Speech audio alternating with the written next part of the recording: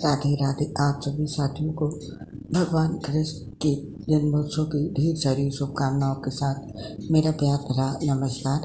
आज इस पोस्ट में जानेंगे भगवान श्री कृष्ण को 8 दिन तक कब और कैसे भोग लगाना चाहिए और किन चीज़ों का, साथ ही जानेंगे भोग लगाने के नियम और जानेंगे पंचामृत स्नान के महत्व के साथ पंचामृत स्नान की विधि।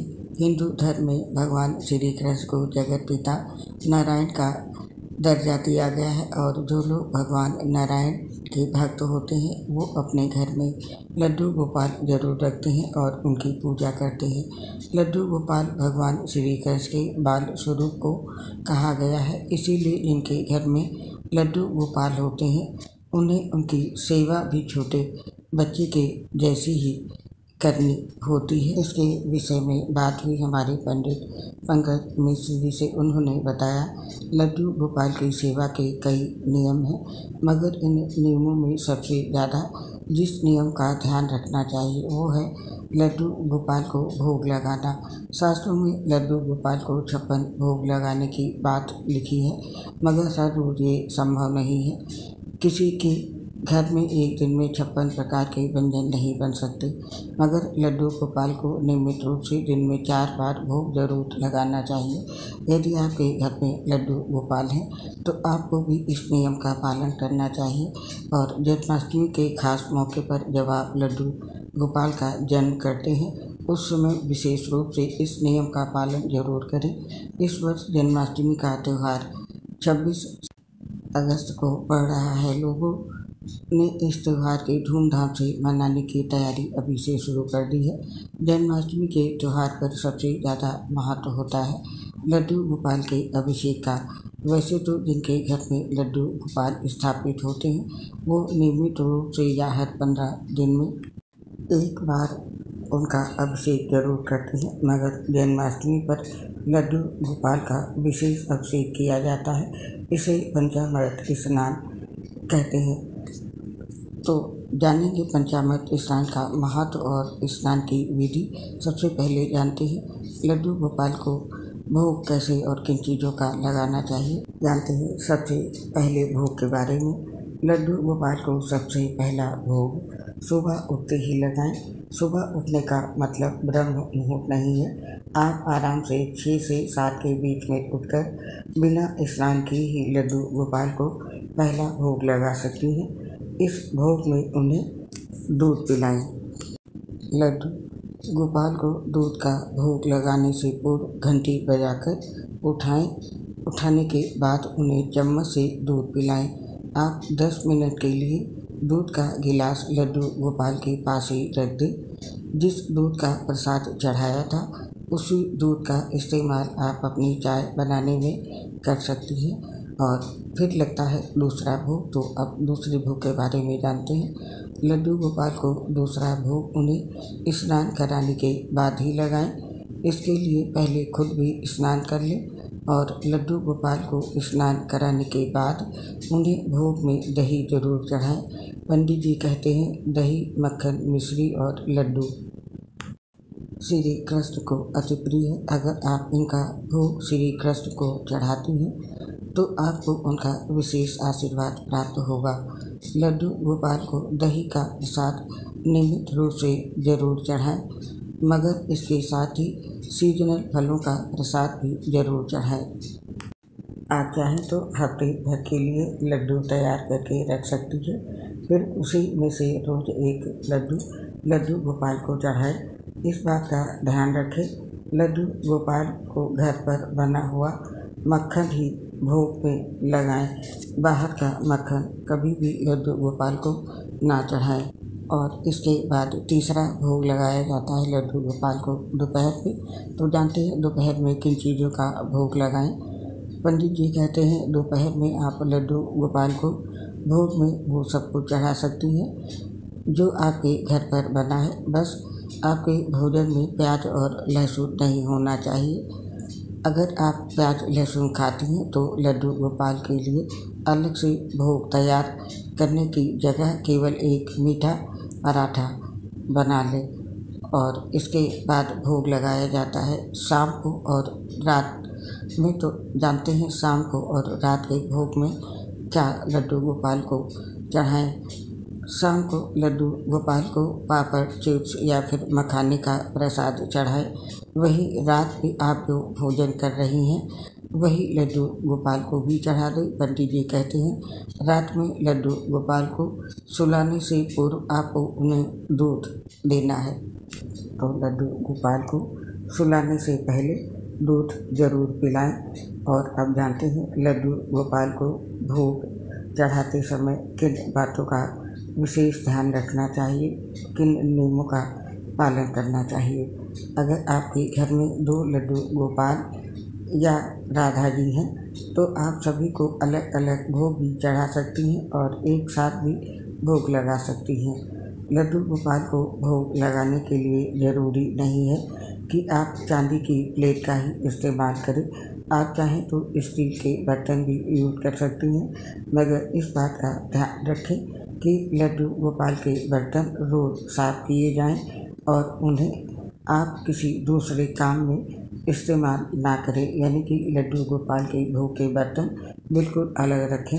और जब भी लड्डू गोपाल को भोग लगाएं उसमें तुलसी ज़रूर डालें। पंडित जी कहते हैं आप भोग में 11 दिन पुरानी तुलसी का भी प्रयोग कर सकती हैं। एक ही तुलसी को पानी से साफ करके रोज़ लड्डू गोपाल के भोग में लगा सकती हैं। और लड्डू गोपाल को भोग में जो भी चढ़ाएं उसे 5 मिनट के लिए वहीं रखा रहने दें। साथ ही पर्दा डाल दें और घंटी बजाएं। ऐसा शास्त्रों में लिखा है कि किसी भी भगवान को भोग लगाते नहीं देखना चाहिए और इस दौरान घंटी जरूर बजानी चाहिए। और इस बात का ध्यान रखें लड्डू गोपाल को हमेशा सात्विक भोजन का ही भोग लगाएं। इस दौरान पीतल के गिलास में उन्हें पानी देना चाहिए और लड्डू गोपाल के भोग में मीठी चीज़ों को ज़रूर शामिल करें। भोग बनाते वक्त शुद्धता का खास ख्याल रखें। लड्डू गोपाल का भोजन हमेशा नहा धोकर साफ स्वच्छ वस्त्र धारण करके ही बनाना चाहिए। और लड्डू गोपाल के भोग के बर्तनों को प्रतिदिन साफ करना चाहिए। साथ ही लड्डू गोपाल को चढ़ाए जाने वाले जल और भोग में तुलसी का प्रयोग भी करना चाहिए। और अब जानते हैं लड्डू गोपाल को भोग लगाते समय कौन से मंत्र का जाप करना चाहिए। लड्डू गोपाल को भोग लगाते समय त्वदीयं वस्तु गोविंद तुभ्यमेव समर्पये ग्रहाण सन्मुखो भूत्वा प्रसीद परमेश्वर, इस मंत्र का जाप करना चाहिए। इस मंत्र का अर्थ है कि मेरे पास जो भी है भगवान वो सब आपने ही दिया है और अब उसी को भोग के रूप में आपको अर्पित कर रहा हूँ। इसे ग्रहण करें और अपनी कृपा मुझ पर बनाए रखें। लड्डू गोपाल को भोग जब भी लगाएं इस मंत्र का जाप अवश्य करें। शास्त्रों एवं श्रीमद् भागवत में बताया गया है ऐसा कि इस मंत्र का जाप करने से लड्डू गोपाल उस भोग को साक्षात पाते हैं और ऐसा भोग जब कोई व्यक्ति प्रसाद के रूप में ग्रहण करता है तो उसके शरीर के सभी दोष दूर हो जाते हैं। साथ ही वो व्यक्ति स्वस्थ रहता है। तो जब भी आप लड्डू गोपाल को भोग लगाएं तो इस मंत्र का जाप अवश्य करें। और सबसे बड़ी बात है भोग लगाते समय किसी भी भाव का सच्चा होना आवश्यक होता है। जब भी भोग लगाए या पूजा करें तो पूरे मन से और श्रद्धा से करनी चाहिए। और लड्डू गोपाल को जो भी भोग लगाए बाद में उसे खुद ग्रहण कर ले। तो ये थे लड्डू गोपाल के भोग के नियम और भोग। और आप जानते हैं लड्डू गोपाल को पंचामृत से जन्माष्टमी पर स्नान कराने का क्या महत्व है और उसकी विधि। पंचामृत स्नान का महत्व जानते हैं। ये एक तरह का विशेष स्नान होता है और ऐसा नहीं है कि केवल लड्डू गोपाल का पंचामृत से स्नान कराया जाता है, बल्कि शिवलिंग का अभिषेक भी पंचामृत से किया जाता है। जन्माष्टमी के दिन लड्डू गोपाल का पंचामृत स्नान इसलिए कराया जाता है क्योंकि ये दिन विशेष होता है। पंडित जी कहते हैं कि पंचामृत स्नान में 5 चीज़ें शामिल होती हैं: दूध, दही, घी, शहद और चीनी का पाउडर। इन सभी को अपनी अपनी विशेषता होती है, मगर त्वचा के लिए ये सभी बहुत ही फायदेमंद होते हैं। इसे वैदिक स्नान विधि भी कहा जाता है।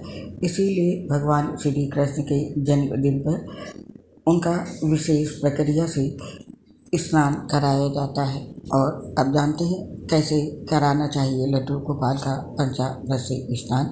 जानते हैं उसकी विधि। इसके लिए सबसे पहले लड्डू गोपाल को कच्चे दूध से स्नान कराएं।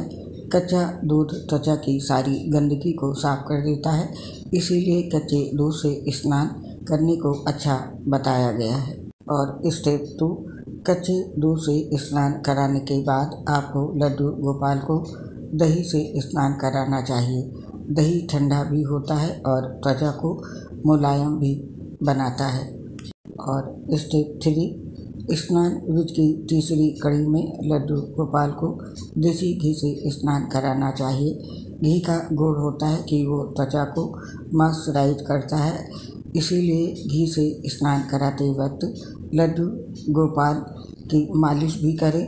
स्नान कराते वक्त घी की मात्रा को बहुत कम रखें। और इसके बाद स्टेप 4 आता है। घी के बाद लड्डू गोपाल को शहद से स्नान कराएं। शहद त्वचा पे चमक लाता है, इससे शरीर भी अच्छी तरह से साफ हो जाता है। और स्टेप 5, पंचामृत स्नान विधि के अंत में लड्डू गोपाल को चीनी के पाउडर से स्नान कराएं। ये स्क्रब का काम करता है। और अंत में आता है स्टेप 6। अब आपको अंत में एक अलग बर्तन में लड्डू गोपाल को रखकर गंगा जल में तुलसी की पत्ती और गुलाब का फूल डालकर स्नान कराना चाहिए। इसके बाद आप लड्डू गोपाल को साफ कपड़े से पोंछकर उन्हें पोशाक पहना सकती हैं। तो ये थी पंचामृत से स्नान की विशेष विधि, विशेषकर जन्माष्टमी के लिए। इस जन्माष्टमी पर आप भी लड्डू गोपाल को इस विधि से स्नान कराएं। आपके ऊपर भगवान श्री कृष्ण का आशीर्वाद और कृपा सदैव बनी रहेगी। उम्मीद करती हूँ ये जानकारी आपको काम आएगी। लड्डू गोपाल की पूजा में आप और आपके पूरे परिवार पर भगवान श्री लड्डू गोपाल का आशीर्वाद हमेशा बना रहे, इसी कामना के साथ अब इस पोस्ट को समाप्त करने की आपसे आज्ञा चाहते हैं। आपसे शीघ्र मिलेंगे फिर किसी नई पोस्ट के साथ। तब तक के लिए आप सभी साथियों को कृष्ण जन्माष्टमी पर्व की ढेर सारी शुभकामनाओं के साथ मेरी प्यार भरी राधे राधे। आपसे अपनी एक समस्या शेयर करना चाहते हैं। दोस्तों, हम लीवर सोसिस सहित गंभीर बीमारी से ग्रसित है, जिसकी वजह से पोस्ट बनाते समय काफ़ी दिक्कत होती है। सांस फूलने की वजह से आवाज़ सही नहीं आ पाती है। इसके लिए साथियों हमें क्षमा कर दें और अपना सहयोग हमारे साथ बनाए रखें। उम्मीद करती हूँ हमारी समस्या को समझते आप सभी साथी लोग हमारा सहयोग जरूर करेंगे। इसके लिए आप सभी साथियों का हृदय से बहुत बहुत धन्यवाद। जय श्री राधे कृष्ण, राधे राधे।